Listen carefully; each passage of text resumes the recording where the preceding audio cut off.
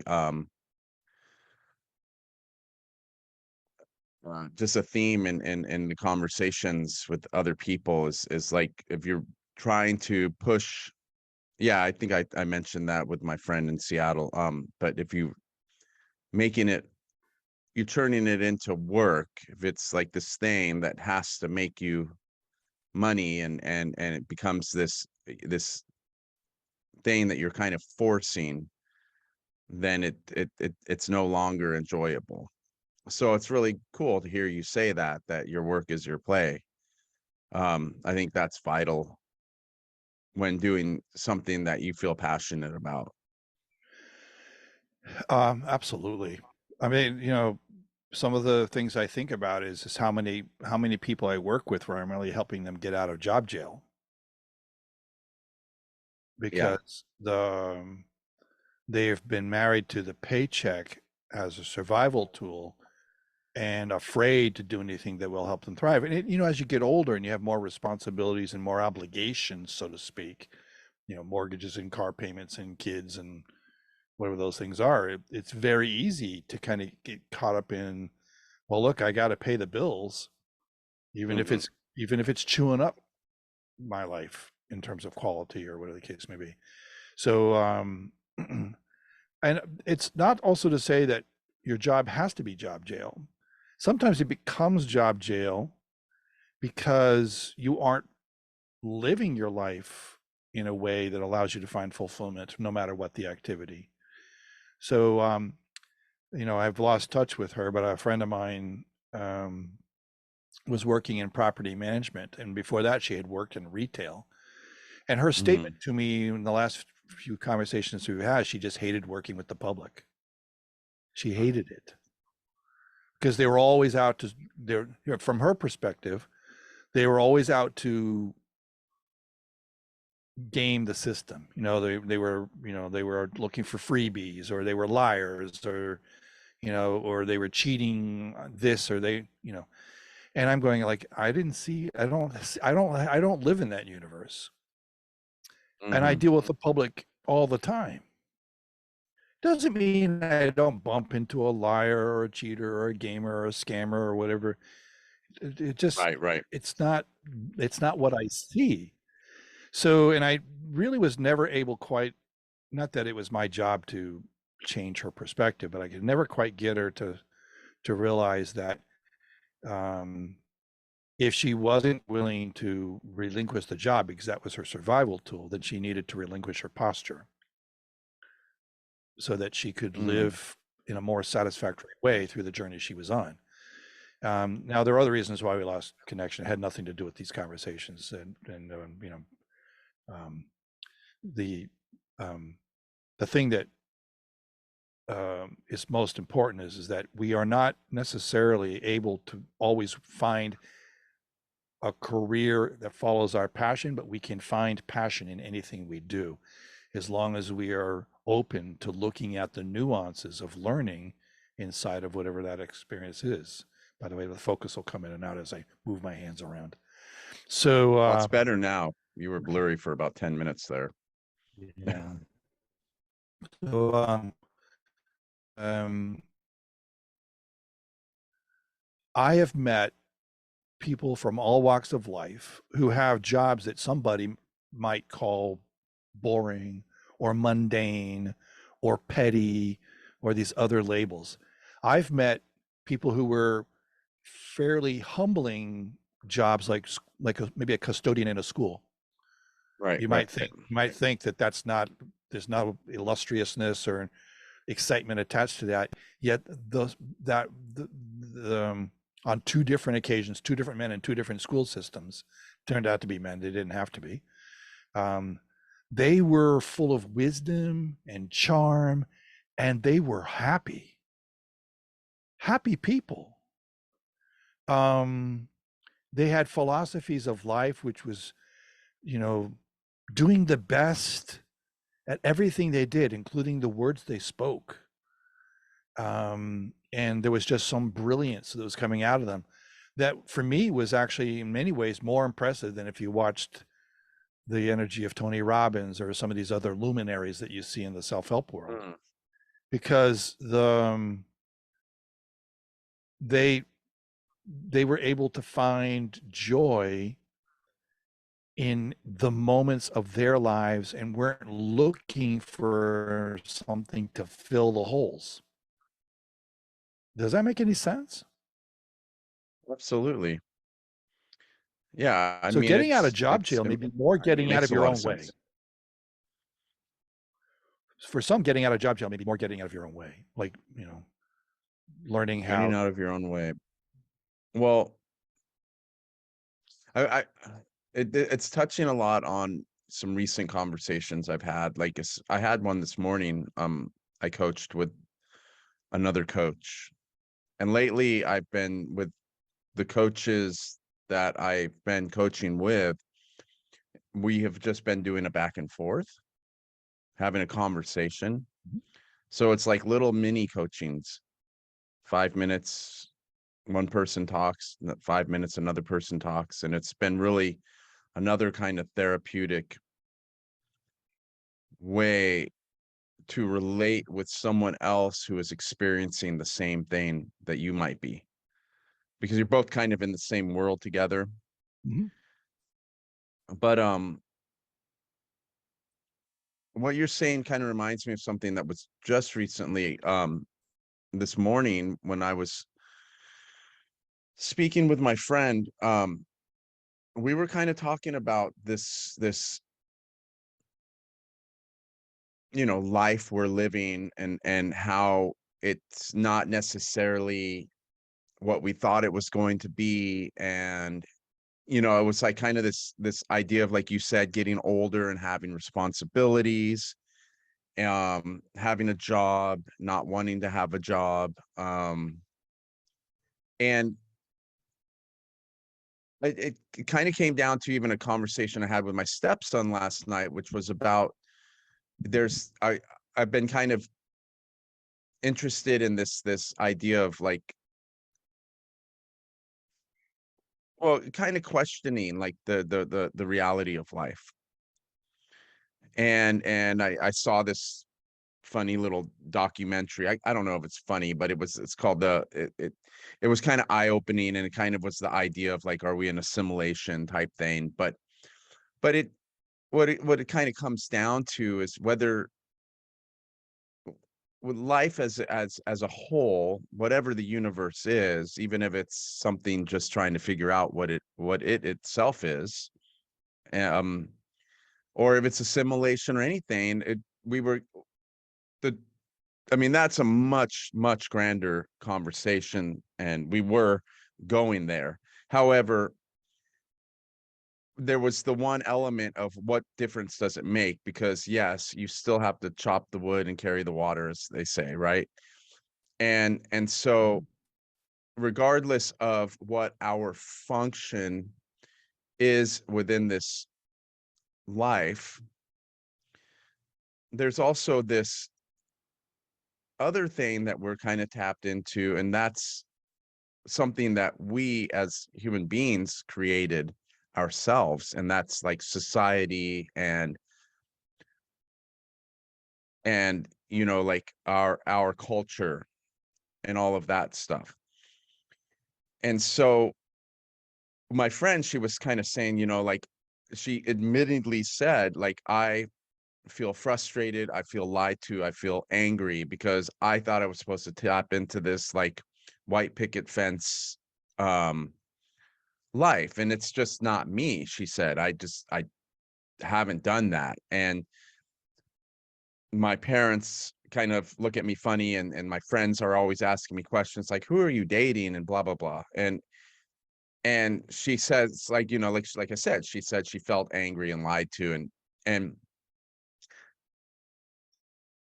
there's this part of her that wants to kind of just let it all go and travel around the country for a year, um and have that experience. But then the fears set in, like, how am I going to afford to do this? How will I won't have any health insurance. And so these, like, that society, that culture, our system kind of starts coming back in and preventing us from doing these things that we have these real callings to.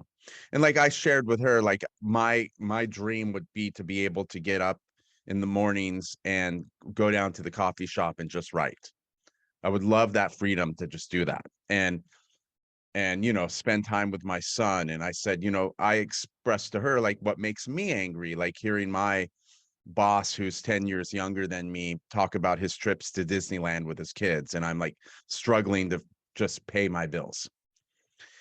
And so I it was a really great kind of back and forth conversation. Like I said, it was much grander, that though, but I kind of like the beautiful thing about these conversations, that we have and that other people have. It was kind of this, there's always these like little ahas, these little insights. And I feel like ever since I got sick and I burned out, I've been having all these little ahas and insights. And I'm kind of in that, it's like kind of ruminating in my brain type, kind of something's happening up here and it's about to come out, maybe through the expression of writing or these conversations. But I had this idea that if our purpose in this world or in this life is something different, it's very, anything that is universal, or has to do with existing, as these beings that we are, it's very, very, very counterintuitive to the way our society and our system is set up. And I've talked about that before, like these kind of universal truths that I talk about. And I say, like, I always use the example of the harder you squeeze, the more it slips through your fingers type thing. But in reality, if you just let it go, it may come back to you. You're relinquishing control. It's allowing for flow. And one of the things I realized, I'll get back to what I mean, what I'm talking about with like when I'm saying the difference between like living life and then living within the system. But one of the things I realized, which always comes back, is this idea of perspective. And I think that perspective is crucial in how we function in life. So now going and just leaving that as a cliffhanger, going back into this idea of what is life? What is our purpose here outside of society and the system and what they tell us we should be doing? If, let's just say, the universe is a program, or if, let's just say, the universe is a being trying to understand itself, we can look at ourselves as being bits of code, or we can look at ourselves as being cells within that organism. And if I bump up to another cell because that cell cut me off in its car, and I'm pissed off and I'm angry and I'm spewing venom, then I'm basically I'm I'm destroying the programming. I am creating a cancer within that being, that organism that is we're all inside of. So if we could look at our lives as being, part of this whole, and how we behave and how we function, how the whole functions, and how well the program runs, as this kind of, we are responsible for that because we're all part of it. And I think that's where perspective comes in, where, there's always those three things that I think you and I kind of said back and forth to each other. It's like, our perspective are we thriving in life, or are we surviving in life? Is the universe a friendly place, or is it a hostile place? And are we living abundantly, or are we living in scarcity? And if our conversation with that person, or our interaction with that car that just cut us off, is to just let it go, to wish, to realize like, oh, that cell that just like whipped around me and was driving crazy through this bloodstream called the street, maybe that is there to go and prevent some sort of other cancer from happening. Maybe it's serving a purpose. And for me to I can reset and I can go about my business. I don't have to get caught up in the stream or the flow of what's happening there, because I really don't know what's happening there. And even if the person is blatantly outright being an asshole, I can see that as oh, this is an agitated cell, or this is a program that's not quite functioning correctly, and be aware of like, oh, I can either help it along its way. I can help prevent it from turning into a cancer. And so that's where like that perspective shift happens. And it takes a lot of awareness. But that being, all of that kind of was the discussion, but the ultimate thing was like, now can we with this knowledge start living our lives according to not what society and the system says we should do, but as what, honestly, like what is true, what our heart feels, what we're kind of driven and compelled to do, because it's what makes sense for the whole. it's always gonna it's not like, oh, those other people aren't doing it, what the fuck's wrong with them? It's always gonna come back to us. I mean, we are the put the oxygen mask on us first. Like we have to like continue to realize this and not be so caught up and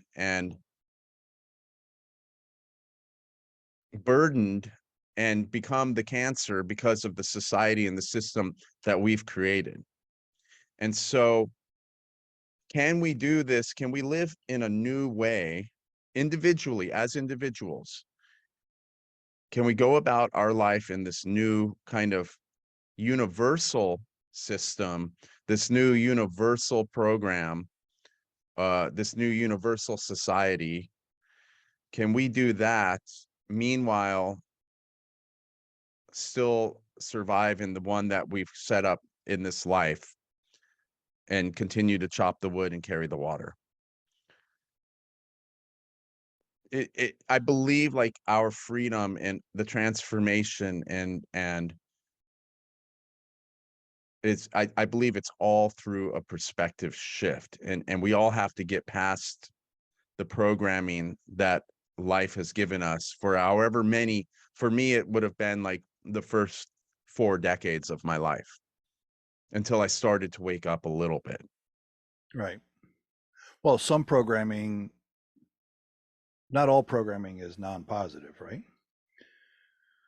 We still have operating routines, if you want to call it programming, right? So we still have operating routines that are, brushing our teeth and in self-care oriented things. Those are programs that can have value.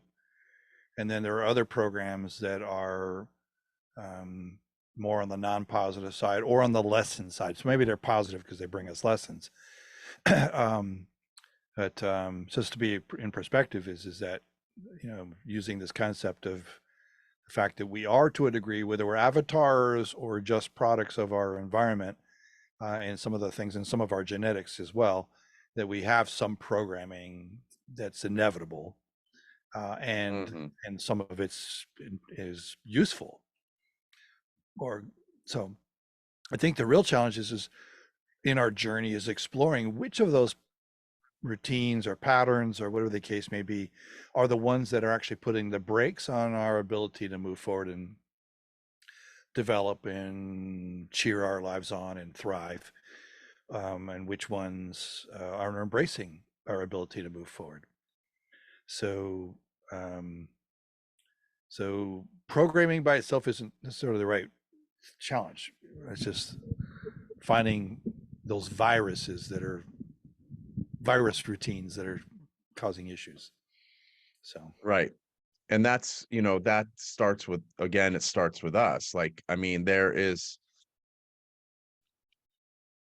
we have a choice in how we interact with the other programs or routines or cells that are in this system.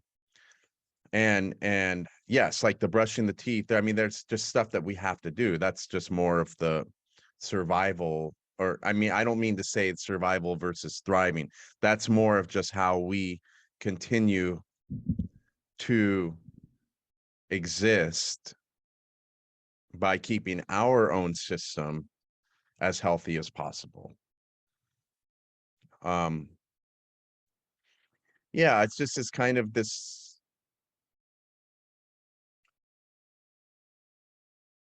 I think that just goes back to that whole thing. Like, is what you're doing, like your what you do is your enjoyment, it's your fun. Like, so are we having fun? Are we? And we talked about this before. I mean, I think we talked more about joy, but but I had wanted to kind of have a conversation about fun, and now I'm realizing where that's going. It's like it's basically, it is a perspective shift, and the more and more I see that, it's I see that I can function, or I can move throughout my day pretty much how I choose to. I could see it the way I want to see it. yeah, using some interesting words here, by the way, using the word choice. So, and the reason why that's an interesting word is because I think some people are so caught up in reactionary living that choice is not Right. something that's evident to them. It doesn't mean there isn't a choice available to them, but it's just that they can't see choices. Yeah. They're so reactionary that they're living outside of a response mechanism that allows for choices to take place. And then the other thing that you were, I probably lost my train of thought on that. Let me just get a second, see if I can collect it. That's The right. other thing on this, uh, gosh, what were you talking about that it had triggered another I thought? I talked had two about a thoughts lot. stacked up here, and yeah, Well, hey, can two you thoughts talk were to the, stacked up can you here. talk, One was about the word choice. Can I talk what? to? Oh, Can I I was gonna talk to say, I what? realized that the programming, we're malfunctioning. No, I realized I forgot to grab some water and I'm feeling really parched from that big long. Okay, well, I'll hit the pause button here so you can go get some If you want to water. pause or if you want to talk to if you just want to ramble on, you are welcome to. I'm Yeah, just gonna be, I do as much as I can to avoid being a talking head while I'm already a talking head. So I think I'll pause. it'll give you a moment to think about that. I'm literally be back in 30 seconds. Okay. All right. Okay. So while you were getting some water, I was having a spoonful of organic peanut butter just to keep from the hunger from gnawing at me. Because I only eat 2 meals a day. So this is my in between meal snack, this spoonful of peanut butter. Oh yeah, that's good. You said it's peanut butter. You Yeah, might like almond butter too. I think you can get it I at like almond Costco. It's butter, pretty but good. I like almond butter, but even with peanut butter, you get a little bit of this. Is as you're going through the peanut butter, I'm just eating right out of the jar. So it's my jar. I don't have to share it with anybody, so I can just eat right out of the jar. Right. And as you get to the bottom, the oils have been kind of has been seeping to the top. So you're getting this, the softer peanut butter, and then it gets more and more thick and hard. Like by the time you get to the bottom, it's like chipping away at rocks. And No, almond yeah. butter is even worse. Almond butter It doesn't. is it is so difficult. It's like a rock at the bottom. Absolutely. So did you remember what that other thing was? I said Don't choice, have a and what clue. was I Don't have saying? a clue. It may come up if you say something else as you go along, but Well, I don't down. remember what I was even talking about. I was saying that we Oh, ultimately have a choice in our perspective throughout the day. yeah. So, I think, if I'm going to let choice be maybe sort of the trigger for this part of the conversation, and as you can certainly understand how somebody's living in such a world of drama that they're so caught up in the drama that they're not taking the time to evaluate and do a sort of an owned response to what's going on, and therefore choices are, if not zeroed out, very close to zeroed out. And the reason why I brought that up is because a couple of times along the way you talked about we have choices, we can live by our choices, we can make choices. But think back, I know in my case, I don't know about, but think about it. You might not even be able to say, maybe even 6 or 7 years ago, you might have said, I was much more reactive. Think about how that some Oh of the yeah. things that are happening for us as we're journeying is we do start taking stock and breathing and evaluating and being more responsive than reactive. And I think that that's what begins with awareness. And so where I'm going with this is that reactive energies are often in an unaware place. And when you're an aware energy, then you can take ownership and be responsive and do choice evaluations that will support the response you want or the response you think will work best or whatever the case would be at that moment. And I Right. think a lot of our journey is, there's like as the short version of the Dalai Lama thing is the journey of your life is from your head to your heart. And I would actually, I'll also say that inside of that journey, because in some ways reaction is the fear mechanisms that show up in our head space, Mhm. um, is that we are also going from reaction to awareness. And I think Yeah. it's in the aware state that we get to grow. It's in the aware state that we get to enrich ourselves in at various levels, at every level for that matter. And um, and we get to, as you've probably heard me already say, is that I'm very comfortable in the ideas is every time we have been able to expand our awareness, we have actually done a form of a stretch or a growth, and that inside of that stretch and growth is where we experience joy. But in between growth or stretching and joy, I think the reason why we feel joy at a mechanical level as well as a spiritual level is that, if you kind of look at if you fill up a balloon and then paper mache the balloon and then you deflate the balloon and you get that paper mache thing. So there's inside that paper mache form of a balloon is now the ability to breathe. It's like a new form of freedom. And so, like, as we expand and grow, we also get an opportunity to see how we are able to kind of release ourselves inside of that growth. And that's the freedom. And it's in our freedom that I think our joy actually really comes from. So it's like each one of the stretches is just giving us more room to breathe, more to be free, more room um, to release ourselves. And again, we talked about this, maybe it was even our last conversation, but also in previous conversations, more opportunity to surrender to our journey and be open and excited about the adventure of our lives rather than the drudgery or burden of our lives. And that's where the fun is, because when you're talking, this is where the other thought I had is just talking about how fun is part of the equation. Is there are moments in your journey where there's things aren't going to be fun? Somebody might pass away that we really care about and we're going to miss, or we just got a brand new car that got its first scratch. Whatever it is that might cause us to kind of go, crap, that wasn't a happy experience. Yet those things can actually give us the stretch, which gives us connection to joy, as long as we allow it. Going back to your word choice, as long as we allow ourselves, we are open to receiving the ability to let that scratch on the car or the passing of a loved one not just be a diminishment in our energy, but actually be an opportunity to stretch and grow again. Well, yes, and I totally agree with you. And I would say that that stretching and that growing, um,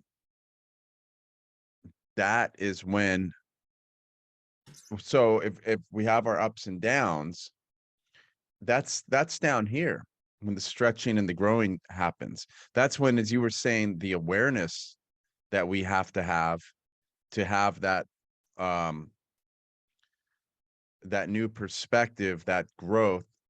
I would say that that's what's happening when things are not fun, when we are struggling. And I also would say that the universal message there is that this thing that seems so bad, that seems so hard, where we have to stretch and grow, where we have to do, pull ourselves out of this slump. That's where our greatest strengths come from. That's where we actually develop into that expanded version of ourselves. And then when we have our ups, I think that's when we actually are kind of like, that gives us room to breathe. That's that part where we have the room to breathe. And I also believe that that is also the time when we're not expanding and growing so much, when we aren't as aware. So so we can, but we can't what we can do in those moments is really truly enjoy them, because we know what it's like to be down here. And I Well, I think it's think those moments that bring us back out of the down here. Yeah, you kind of said it was like if you're in that place of happiness. Now I would like, I'll, if I haven't already said this, I'll tell you I have a personal contrast or personal relationship with happiness and joy in my thinking that maybe a little, they're not completely the same thing. So I'll Yep. start with, I think happiness is something that largely comes from external or uncontrolled, externally controlled and uncontrolled events, but external events. And then Okay. joy is something that comes from the inward dive, the inward awareness and the growth and the stretching and the freedom that we learn by saying, oh, don't have to take that so seriously. I can breathe and surrender myself to this amazing Mm. journey, let things unfold, and that's part of the growth. And I think it's possible to actually have freedom without growth once you get to that place of being able to say, I'm in a free state, I'm going to stay here for a little while. That's what in many ways being in the flow, as people talk about, can be kind of about. It's being able to experience an ongoing sense of freedom and relaxation about the fact that we can then be open to the adventure of life as opposed to trying to pull ourselves out of the whatever non-positive thing's been going on. So as you had said, like, once we're in that moment of happiness, I'm not sure if that's exactly what you meant, but this is what I heard, is that that we end up maybe having sort of a disconnect from awareness in that process. I think one of the challenges for us is to actually include in our lesson process how to maintain awareness when we are in that state of joy, as opposed Yeah. to just resting in that state of joy. And that's what I think most people will call being in the moment, kind of just like taking stock in an aware way. Oh, I am happy. I am feeling free. I am joyful at the, as I said, joy and happy for me are two different things, but I can have a sunset that I'm seeing, which is kind of an external event, connecting to the fact that I'm already in this free state of joy and happy, of flow and freedom, all that stuff. And I go, oh, look at that beautiful sunset. Look at that vista. And I can appreciate it in a very aware way, which can actually just further my ability to feel even more joy because I now feel more free by having the freedom to actually appreciate the art of nature or whatever else is going on in that sort of aware way. Being in that moment and not being, I got homework to do, I just have this trauma to work on, rearview mirror stuff, or whatever the case may be. Just taking the moment to just breathe. And be aware of the breathing and being aware of those things. That I think can be a way of being not lose. You're right. I think you can lose sight of happiness. Could make us sort of like elevate our emotions to a level where we actually go back to kind of being happy reactive. But I think one of the beautiful parts about our journey is we don't have to always yield to happy reactive. We can become happy or joyfully aware. Long way to Well, say what I maybe. say. Well, I mean, I think joy is more there. I think there's more awareness with joy, and how can I put that? Like, I would say that joy is more of a feeling where happiness is an emotion, and so Ooh, like that's an interesting perspective. Oh, yeah. So if you're being joyful, like, well, you could be being joyful. That may be an emotion, more emotion than just being aware. Like I'm, or no, I think being joyful is like, I mean, like I remember when we had this conversation before, you said it's possible for things to happen in life where something can take your joy away. But I think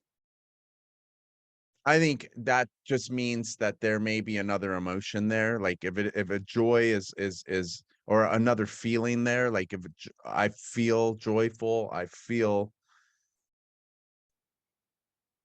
like joy in my heart. Um, yeah, I don't know. That's and maybe the dictionary says something completely different. Like, but I think let's say you are in that the upper part and you're joyful for for where you're at. You're being joyful for where you're at. You're like taking a moment, taking a breath, and I feel really joyful for where I'm at. I've worked so hard to get here. I've had so many ups and downs. I feel real honest joy in my heart. And then from that joy stems like this, like, hey, let's celebrate, let's have fun. And we're having fun because now we're in this new space. Um, we have the freedom to be having fun, and now that translates to like I feel really happy because I'm of that external, like you said, that external feeling of having of some of what's happening maybe Yeah. outside of So yourself. But let's I say don't know if let's say any. joy had an internal construct, like I said. And let's say happiness was an Yeah, external construct. right. So Yeah, and exactly. I actually think about this also is this there are three things that come to mind. There could be more, but there are three key things that come to mind that could be joy killers. um, War, Yeah. slavery, and uh, and maybe slavery and the other one are kind of the same thing, kind of like imprisonment. Maybe both of them are just loss of freedom. In fact, some and maybe in some ways, war is a loss of freedom because now it's just a choice for survival. Um, so What about a the tragedy, a death? um, yeah, well, like yeah, I mean, imagine how horrible it would be to lose your child. Like so, but still, is what happens is it's isn't wouldn't you still say that that's a form of like disconnecting us from our sense of freedom because you lose somebody that you so are connected to Oh, that you're connecting this to freedom. well, I'm just saying That's why it, you. but saying the joy killers are things that and I do believe the loss of a child, which connects us to grief, and grief is its own special prison. And then Yeah. our one of our responsibilities, if we're an aware person, one of our responsibilities is to climb out of these prisons if we're in the right place.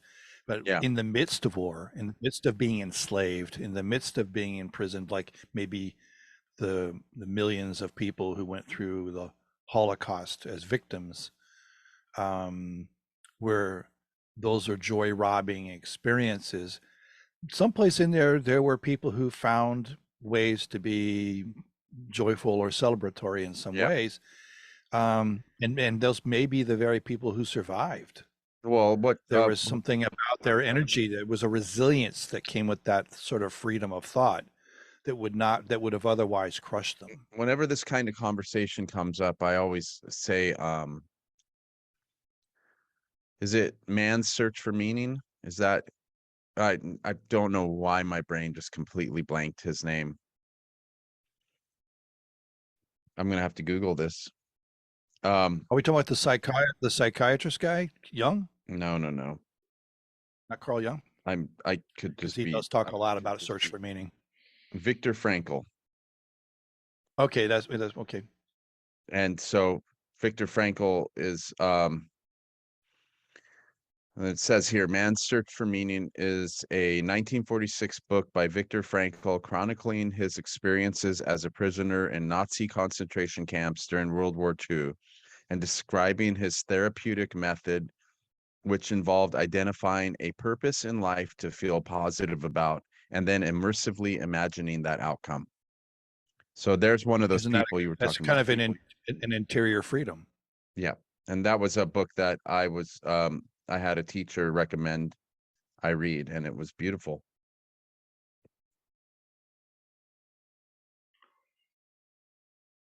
Give me just a moment here. Sorry. Sorry, everyone. Um, Yeah, he's not sorry. Don't listen to him. no, I got kind of a pressing question I noticed when I looked at my phone. Oh, You this know, is we from have lives here. is this from a parent Yeah, but A parent, it's a not a parental unit. it's actually about having fun and joy. So I was like, Well, oh, this is fitting. Um, yeah. well, All right. So okay. All right. I so am without naming your town or anything like that, is your stepson now visiting indefinitely, or is he moved into the area? um so like wait, I want to ask you a technical question. Like Sure. right now, I'm looking off to, I guess you're right. And now am I looking at Uh, you directly? Or does it look like I'm looking down? I'm you're looking looking at down a you little in bit. your eyes right now. Okay. Because Yeah, the but camera's like, but where's the camera's up on the top of your computer, right? right. So, But so when my head goes this way, it's because I'm looking at that little box where I see myself. So what I want to do is get rid of that box. so And there it is. It's gone. All vanity has disappeared from my life. All right. Viktor it hasn't Frankl, for though, is one of mine those because I people. am the center of everything. So, So we've got vanity, Viktor Frankl, and what my stepson's doing. yeah. See, So, let's I start just with the want to say, so I stepson know that question. it seems like he was Oh, visiting, but now it's been a while. So I'm wondering yeah. if, So it's been a while. So he came down here and he was on a contract. He was yeah, he was contracted, and then he just did a little bit more contract work. Um, but him and two of his buddies from college are designing a game right now. okay, Um, and it's just they have to have this like this part of the game that they're building done by um April, and also all this other stuff like we are a company, we are this, we are that. They have to have all of this done by April. So the three of them are just endlessly programming. And he showed me a little bit of it last night. It's really cool. But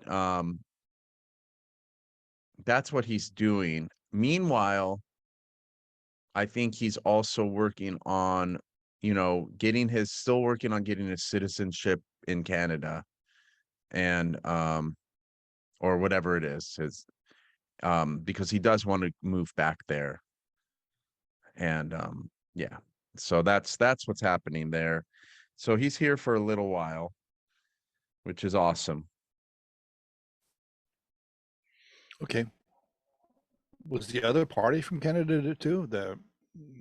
No, no. What- No, he went okay. we when he was When you were up north? well, when no, not when we were up north. When we were living in on the East Coast, he was like Oh, filling out all these different applications for colleges. And like okay. he went to a like a game design college that focuses on that, and other things, but it had a really strong programming um program. He for game design specifically, it was a fraction of the cost. So he's like, I'm just gonna do that. And yeah, it was really cool. Okay. Well, Made it a sounds lot of like he's on friends. an exciting journey. Oh, So, absolutely. Yeah.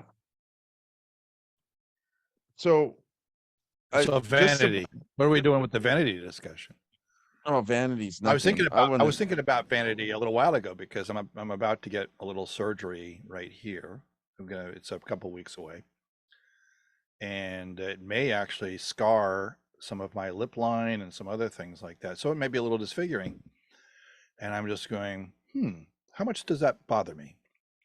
And part of me is going, well, kind of care a little bit of that. I don't want to be like hunchback on my lips, like on the flip side of that Mhm. is I'm going, I've had so many scars over the last couple of years is that they're all milestones of progress for me. So maybe it'll just be, I'll put an eye patch on and go, arg. Yeah. It's like, Well, you know what else starts with V? is Vulnerability, vulnerability. victory. You're being So, vulnerable about your feelings. oh, am I? Okay. Well, so yeah, It's I tend to be very open these days, right? I don't really, I know. I've also yeah. noticed is that one of the positive side effects for me as I've gotten older is like last night before I was retired for the evening, I was watching 100 amazing moments of kindness or something like that on YouTube. And I was probably tearing for half of those things. Oh God, because they were Well, beautiful moments captured on video. And I don't know how many were contrived.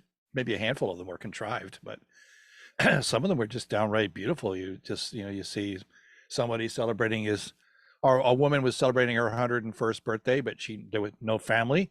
So her garbage collection people showed up with a birthday cake to celebrate her 101st birthday with her. Who yeah. I does mean, that? That brought tears to my eyes. I'm going, what an amazing thing. it's So, so weird. It's as much as I am still out of touch with my own ability to cry. It's still something that I like. I'm not sure. Maybe it's just that switch hasn't been flipped yet. But when I see videos or situations where somebody's helping someone else or doing something kind for someone else, I have no idea why, but it tears me up. well, does it really tear you up or does it make you feel connected? Yeah, it just makes me feel like there's kindness. There's yeah. Yeah. I don't mean torn up. Yeah, I It's know. like, I you know understand. what I mean. Teared up, I guess. Teared up, teared. But Teared up. yeah, it just tears me up, and I just want to go out and cause chaos. Yeah. No, Well, I noticed a few years ago that this was an evolutionary part of my process because I used to, at the time when people read, I don't read anymore myself. I used to read Reader's Digest, and there would always be this true life section where people did some remarkable things. And there was always at least one story that just left me like completely, you know, like jokingly, I'll say I was sitting on the toilet reading and, just, you know, because of Reader's Digest, because that's where the magazine always was by the toilet, right? So, right. so anyway, now you go there with your phone, same place, just now you're still on the throne, but you're on your phone with YouTube Or TikTok. or TikTok. I don't see too many acts of kindness on TikTok. I see a lot of reactionary type stuff on TikTok. I don't spend a lot of time on TikTok. It's not usually the Yeah, most useful it's energy. it's a But there are some people actually who are very inspiring. There's a couple people I'm connected to who like they might have cerebral palsy and you can see huge triumphs on their daily living over the hand they were dealt and how they are not letting that hand slow them down in the least or whatever. And you know, and then speaking of brushing teeth, there's this young woman that I see. Actually, the name of her thing is CP Not Special, and I'm not sure if I see mhm. her on YouTube and Instagram or just Instagram. I'm sure she's on Instagram with that name, but she might be on TikTok that way too. And she's just very inspiring. Like she struggles to brush her teeth. She has definitely one of those long drawled conversation styles that you would get from somebody who's not completely in motor control of their speech voice. But she communicates and she smiles. She has a smile that would light up this. It can outshine the sun. And Yeah. and so I do think that even on TikTok, there are inspirational things like that I plug into and I follow. Is that going? I don't like to think about it as that they are disadvantaged, that they just have special advantages now because they have learned to triumph in ways that might be unfathomable for me. Right. So I'm not Right. walking that walk. They lived it, and so they have a different journey with it. And you look at all these people who are that maybe they grew up without a father, but they don't know necessarily what they don't have, or they grew up with a disability and they don't really know any other way. So what I'm inspired by is not necessarily even the measure of what they're all about, um, Mm. because they came with their own experiences and postures and results and whatever the case may be, and they're. I think that's most inspiring about these things is seeing that we are all humans and we all come with our own shit. So, you know, and then we turn those into superpowers if we want to. We turn them into superpowers. So, so anyway, and there's people in wheelchairs and there's people all kinds of things. I seem to follow those stories because Yeah.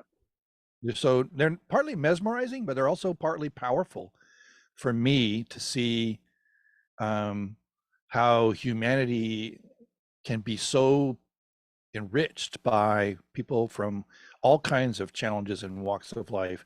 Some, and I, you know, and the other thing is those are all the physically visible challenges, but what about the probably billions of people who have invisible disabilities? Yeah. Anyway, Well, that's just me meandering the subject here, but no, but it's true. I mean, that's what, you know, those people with those invisible,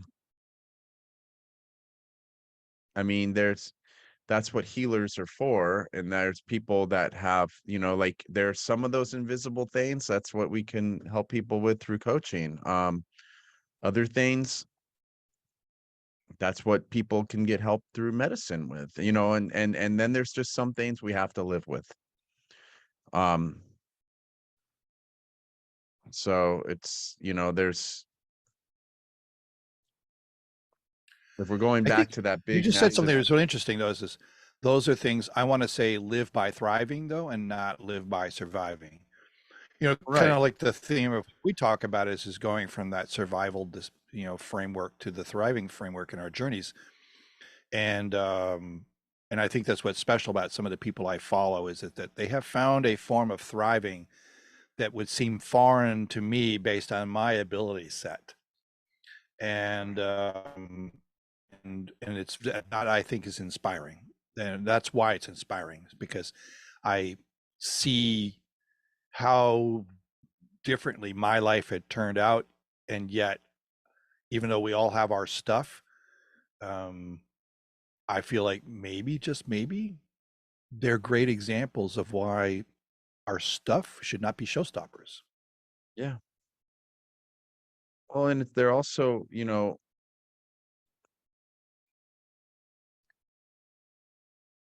great examples of how we can, you know, we can, well, what I was going to say as far as like when I was talking about various kinds of healers, it would- that that that is that they that there is a way that we can function as a whole that allows everyone, regardless of what their situation is, to live their life to the fullest. Mhm. And I mean, and I don't necessarily think that's the way our society and our system is set up. However, when I think that's where those acts of kindness really hit home when is when we can see that there is a way that we can be with one another that Yeah, I, shows yeah. kindness and compassion. And I believe we could build our society around that. Oh, I love the kindness is the number one directive in my experience. Um, the one of those acts of kindness things that I saw on that video last night. So as a young boy, I would say likely CP, and a very pronounced case of cerebral palsy. So he's in a chair. I think it's mom that's or some sort of custodial um, person is with him, and a man on a motorcycle lets him rev the engine just by flicking a switch with his fingers because apparently he's got the ability to at least do that. He's not going to drive the motorcycle because he's kind of bedridden in this device, this wheelchair device that he's kind of, he's actually in a supine position, largely supine, kind of part in between upright and lying down. And and the joy on that kid's face, I'm going to guess he was probably 14, 13. The joy in his face, just being able to make that happen, and it's just like, what was beautiful for me in that moment, not just the kindness of the motorcycle person and recognizing this would be of some value to the child, but the ability to find joy in something that is so simple.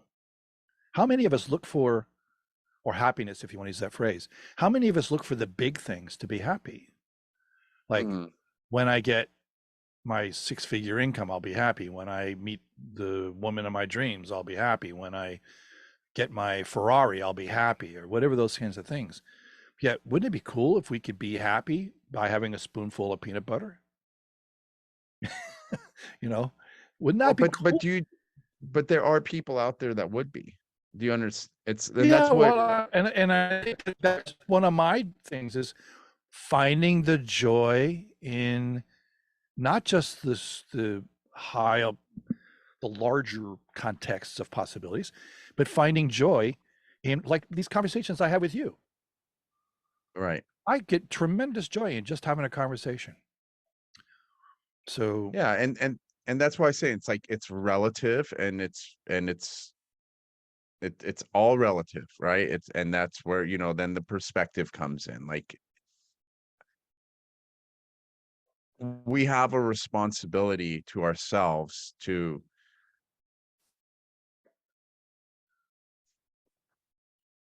shape our own, I guess, I don't know how to say it, to shape our own sort of journey on this in this plane. It's like, and that's where like, if a spoonful of peanut butter is like,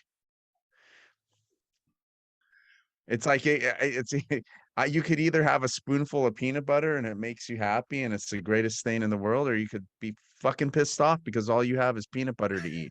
there you go. It's like, and I don't quite know, it's like, but what is that? I'm just, Why are some pissed?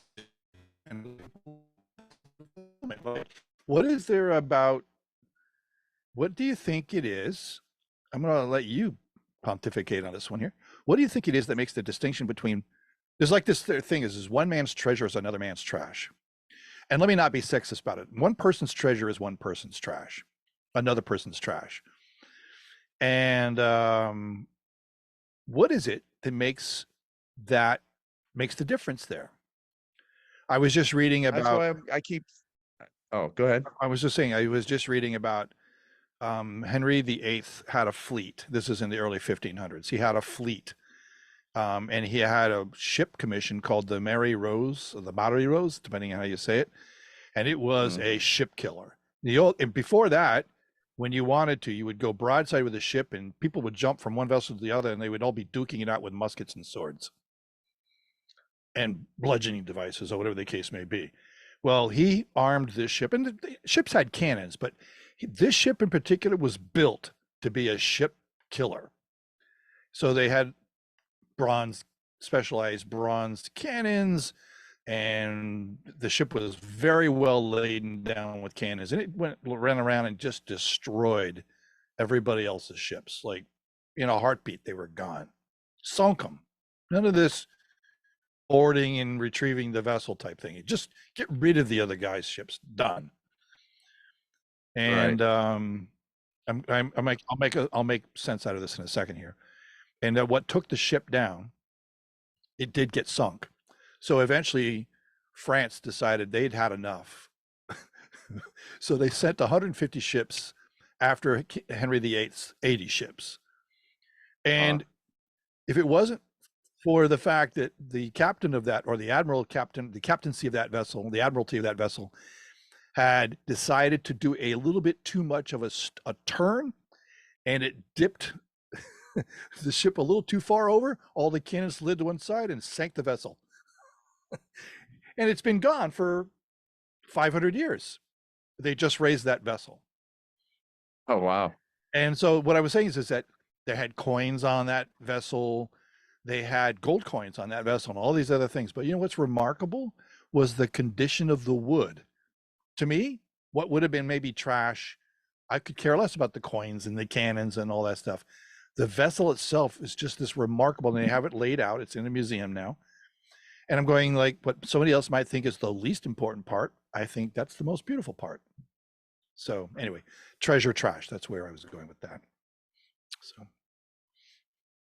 The wood. the wood.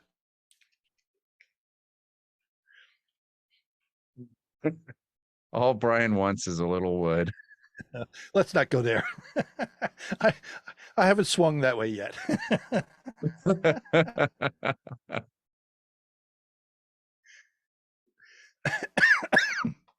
So uh, I don't know. I think why is one person pissed off and the other person's not? It just, like I yeah. said, it's perspective. It's because Okay, but what there's shapes perspective? And it's why your would somebody who experiences. is what if you had twins? They've done Mhm. twins Okay. experiments. So you get twins who are separated at birth. Okay. And in many ways, they had similar origin stories and maybe even similar life journeys. And you go and you look at one, and they're on top of the world and happy as pigs in mud and all that other stuff. And the other one is a miserable son of a gun. So the why? What makes one? They're twins. They're biologically identical, and they actually have largely similar journeys. And they've done this over and over and over again. So there's something else that makes it so that two people with very similar journeys have completely different outlooks or perspectives on their journey. Um, it goes back to that awareness thing, I think. Like, when do you get triggered from reaction living to, or converted from reaction living into awareness living? And once you're in that state of awareness, you begin a spiritual exploratory that never stops. Or when I say it never stops, unlikely to stop. Maybe war or whatever could become a counterproductive experience. But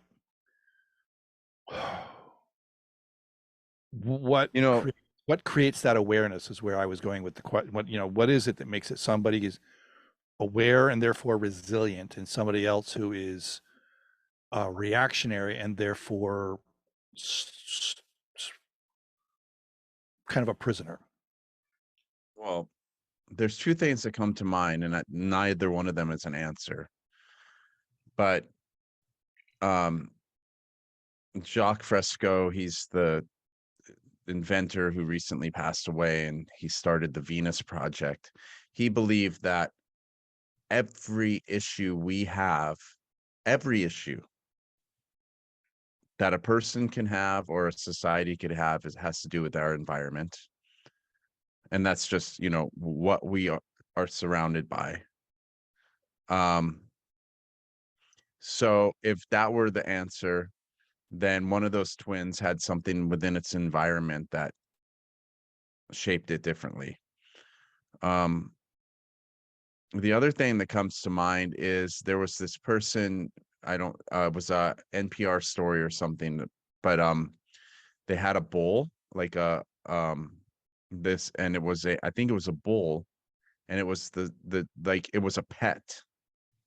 It was like the sweetest, most beautiful like animal that you can imagine. This bull. And they had a farm or something, and they kept this thing as a pet. I mean, it would come in the house, everything. It was like having a dog. And they were so devastated with the fact that this thing was going to die that they cloned it, thinking they would get the same thing. And sure enough, this clone of this bull was sweet and was friendly and beautiful until one day when it wasn't. And it nearly killed the guy, I guess, in the story. And they thought, well, this is a mistake, and it did it again. So was there something, if that was a clone of this really sweet thing, was there something that shifted in its environment, if we're to go with the fact that it might be environment? But I mean, you have two twins, and why one might, you would only know by asking, by understanding and getting to know their perspective.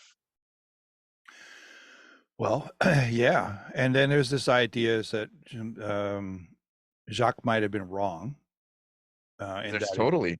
that it's only nature because I'm sorry, only experience because um, I've got some personal journey data that is bizarre, um, yet it kind of typifies the fact that there may be many other factors at play here.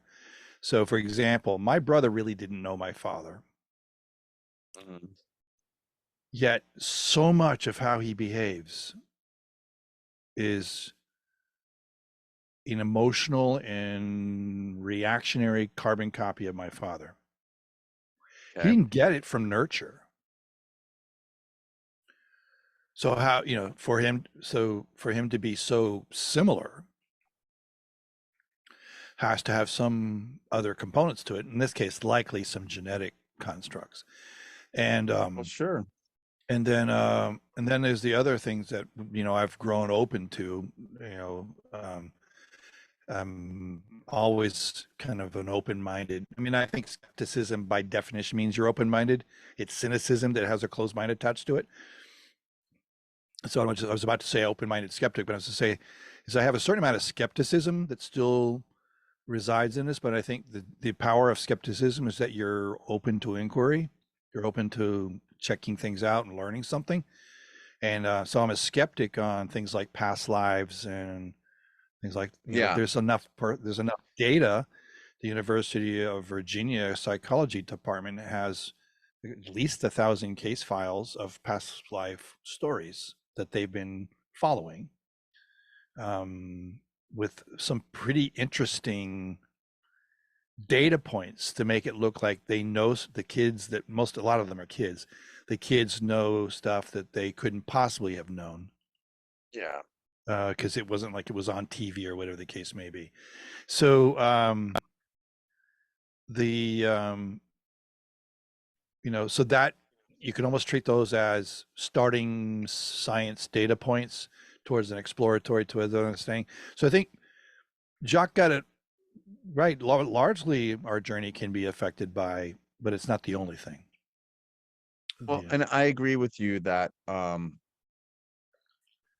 it could, I believe that there could be a biological aspect to it. Like I mean, programming is just handed down, and I believe that a certain amount of that could be on programming on a biological level. Um, it's in the DNA or whatever it is. And another part of it could be, like you said, past lives. And if if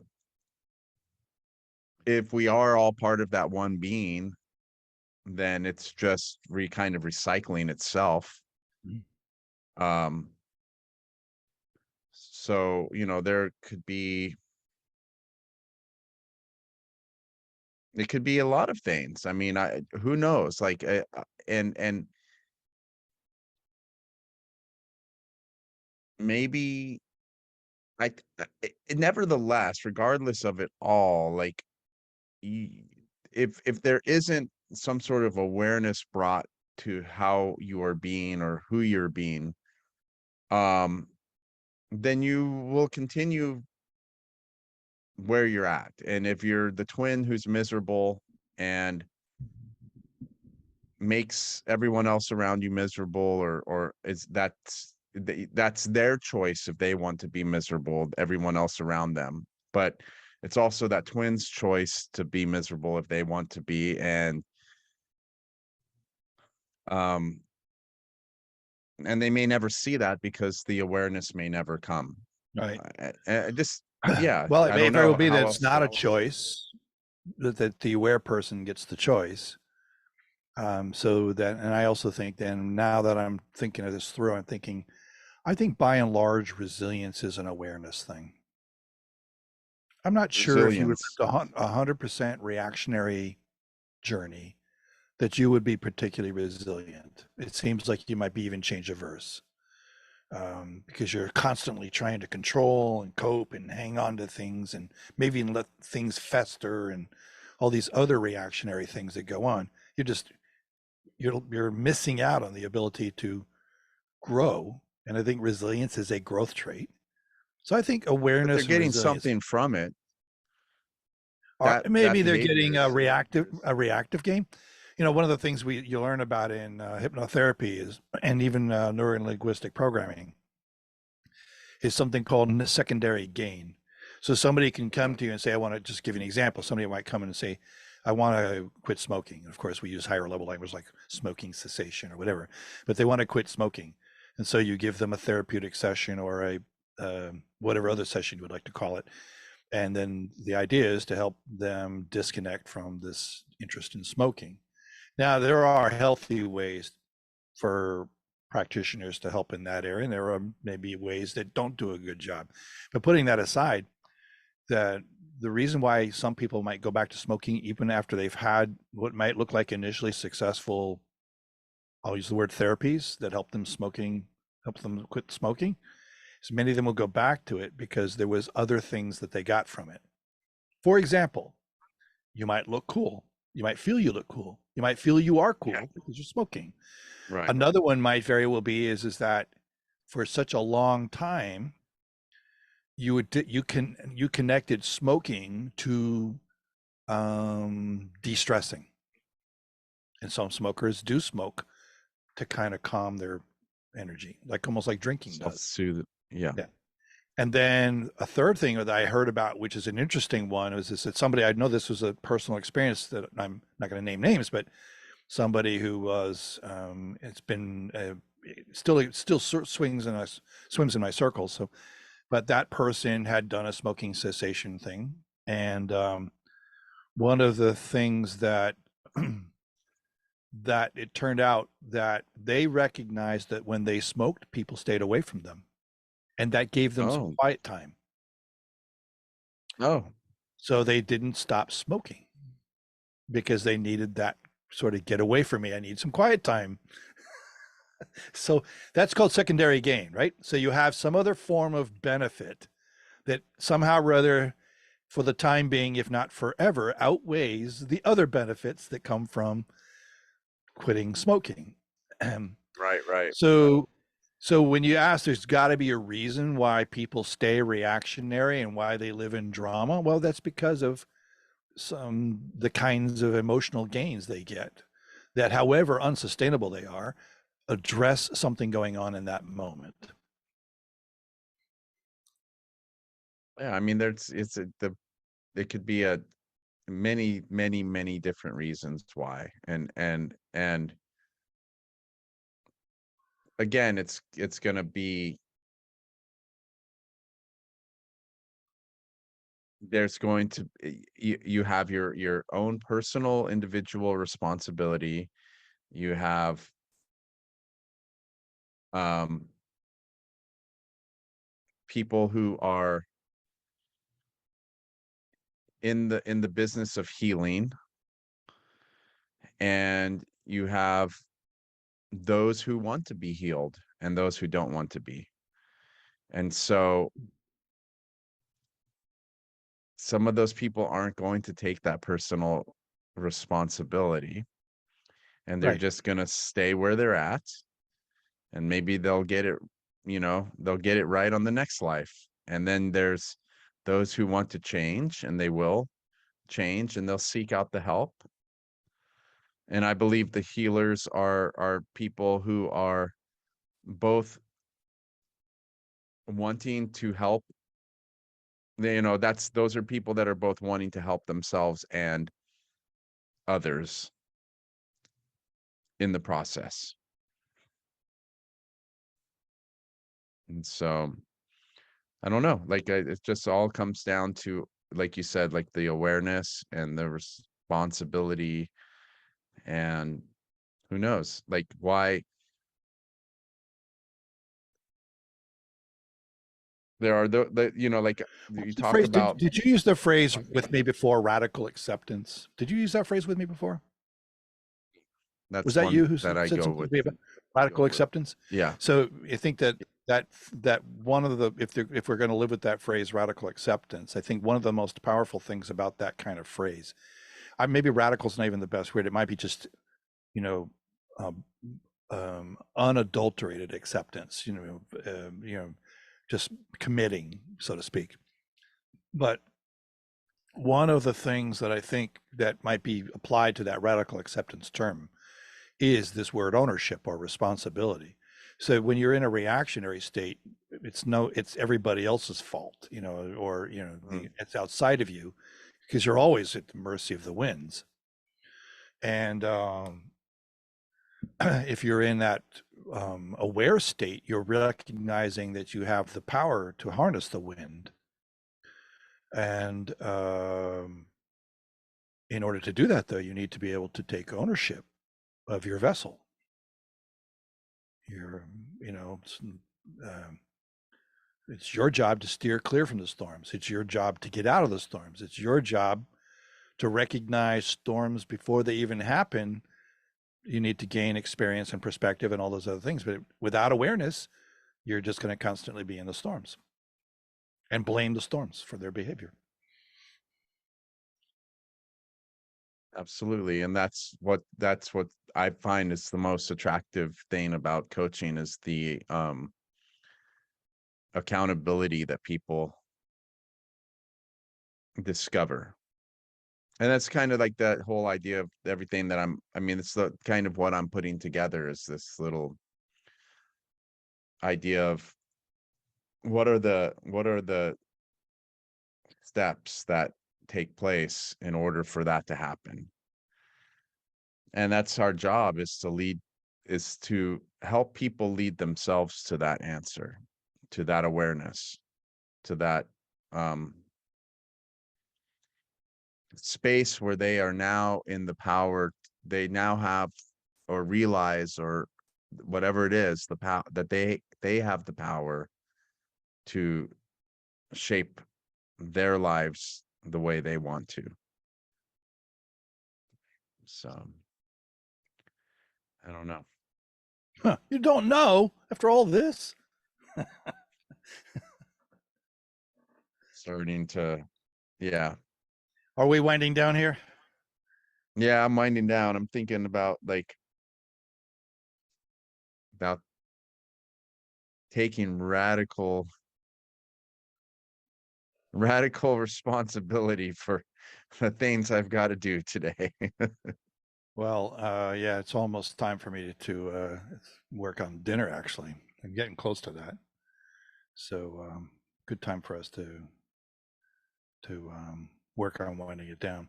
So tell me a little bit about what we should be focusing on from our conversations. Um, so Um, we have worked on some tech discussion. We've done some beautiful philosophical exploratories and things like that. What did we want to accomplish with, at least in part, accomplish with some of our work here in the Dead Guys Talking? yeah, I know one thing I want to do, but I might just do this with them, is I've talked to a few other coaches that want to just kind of have back and forth. And I mean, we could, I could record some stuff once I get that figured out. Just start recording conversations I'm having with these people, because there's no intention. We're just kind of having a conversation. And then maybe we can have like somebody else on the show doing the same thing, or we can have a theme and see wherever it goes. Mhm. Um, I think the original idea with this show was to like see my transformation or my process of becoming a life coach, and um, I don't know, like I'm not sure. I'm still figuring out how do I do this and make it fun and enjoyable. And I'm still kind of figuring that out. I'm still kind of like I'm actually like I guess like just this recent experience of just burnout. I feel like I need to step back a little bit and slow down and just Mm. really sit with what feels enjoyable for me in this process. Like I love having these conversations. But I'm not 100% sure where we take it yet. Like there isn't necessarily a direction. Um Well, there's so many components to Perhaps there's so many components to this discussion, right? Where yeah. some of it is Yeah. the framing of our energy around how we're going to serve. And then some of it's going to be the framing of how we deliver our services. And some of it's going to be the framing of how we get our services known about so that we can deliver them. So that would be kind of maybe marketing, if you want to use that language. And so there's so many different things that could be a part of this journey to um, life coaching, like in so many ways, as I said before, and I think I even said it in one of our recordings, is I would be, I'm very satisfied with the evolution of your, you probably were always equipped for it. Um, I think you're becoming a life coach was almost inevitable in my, now that I look back on the journey that I've shared with you. And you and I have been talking since July of 2018 when we first met. And the I would be I have so much confidence in where your abilities are and your ability to trust your gut and provide, maybe even take downloads or whatever else we want to call these inspirations we get, that can be a very valuable service to the people that we are supporting. That even though my daughter may be resistant to this, if she came to me and said I needed to talk to a coach, and that's like the most sensitive area in my life, is making sure she doesn't get jerked around. I would say, yeah, Yeah. I would say talk to Dustin. He's a great asset for your journey. Yeah. So you should, you have everything you need to be confident and capable. That's so. The next question is what what else do we want to explore? We had a nice philosophical discussion today, but what else do you want to explore that will serve your ability further towards being a coach? And it may be mechanical, maybe something is bothering you. It may, maybe something is bothering me that I want to share with you. And then you start sharing your energy. We did talk briefly about this disfigurement, right? This upcoming disfigurement. Well, I can't see anything. No, there's nothing yet, but there will be. So I got diagnosed with a little skin cancery thing here, and it's never pretty when they do that kind of surgery. It's called Mohs surgery. It's never pretty. So, so Well, we'll see.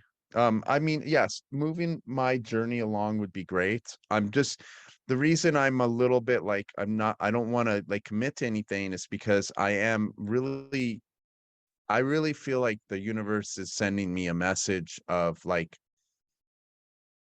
just see what happens, like kind of not don't be inactive, but there's this powerful like lesson in stepping back and slowing down and approaching this from that new perspective of